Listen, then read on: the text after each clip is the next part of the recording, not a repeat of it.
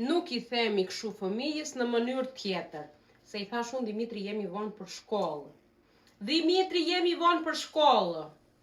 Nuk i thash në një gjë të keqe, po njeri jam edhe unë. Do më falin e kjo se gabova. Tani unë duhet i them të keqen mami, zëmre mamit, shpirti mamit, o jetë e mamit. Hajtë të keqen mami se u bëm vonë për shkollë. Këto i kam thënë 10 herë, 20 herë, 30 herë, po pastaj herën e 100. Duhet ta çosh edhe një çik zërin. Do vish të vemi në shkollë të keqen mami? Kështu në këtë mënyrë, që të kuptoj një çik djali që mami e do aq shumë, që po nuk u nis për në shkollë, do humbi orën e parë.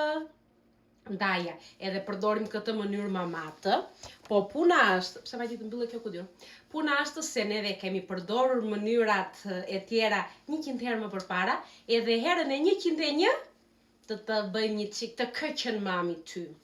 Këta dhe më të bashkojnë bashkë. Kjo është mënyra tjetër që përdorim, pas 100 herë që i kemi marrë me të mirë e të keqen të bëfsha.